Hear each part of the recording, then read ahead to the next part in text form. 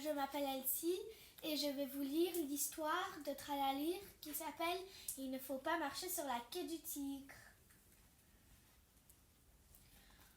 Au cœur des grands bois habite un terrible tigre qu'on ne doit jamais, jamais, jamais réveiller, sous peine d'être immédiatement dévoré. Regarde le tigre, il est méchant. C'est difficile de ne jamais faire de bruit, surtout pour Rosanne, une petite fille si pleine de vie. Alors, souvent, elle oublie, elle se met à danser, à sauter, courir, crier, chanter.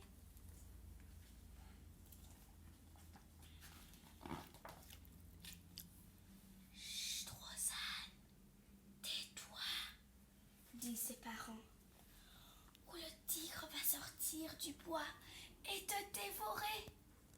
Alors Rosanne se tait, mais son cœur, sa voix, ses jambes sont tristes parce qu'elles veulent chanter, crier, courir, danser. Chaque jour, une personne du village prépare une grande assiette de gâteaux. C'est Murad qui l'emporte dans la forêt pour rassasier le tigre affamé. Il est gros, hein, Murad. Un jour où c'est la maman de Rosanne qui a cuit les gâteaux, ils sont si appétissants que Rosanne suit Murad dans la forêt.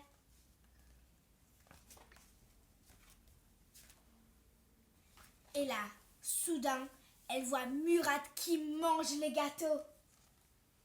Elle se précipite vers lui en criant « Hé, voleur! Rends-moi les gâteaux de ma maman !»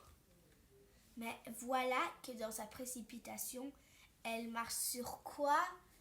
La queue du tigre, qui dormait là, tranquillement. Réveillé en sursaut, le tigre se met à rugir contre la petite fille. Murad s'enfuit terrorisé en laissant tomber tous les bons gâteaux que la maman de Rosanne a fait. Alors Rosanne sent la colère monter vers elle, comme la lave d'un volcan.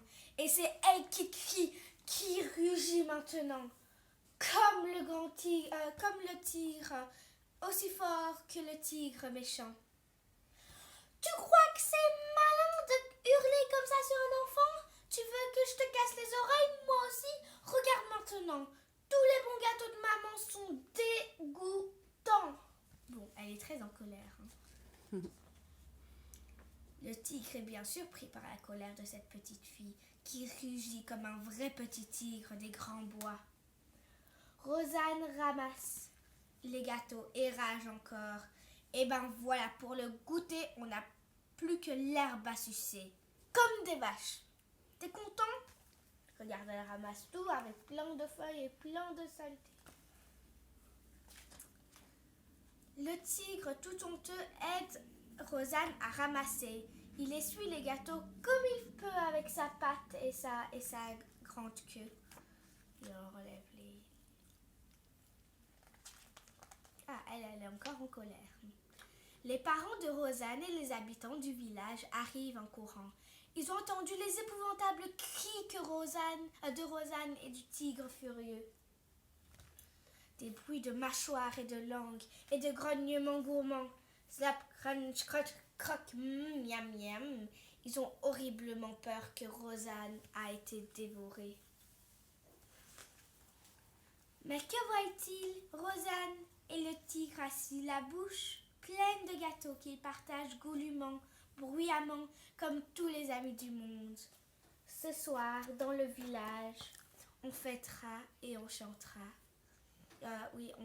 Et on dansera le courage de la petite fille, celle qui, toute seule, a fait taire la peur et les tigres des grands bois. J'espère que mon histoire vous a plu et à bientôt, j'espère.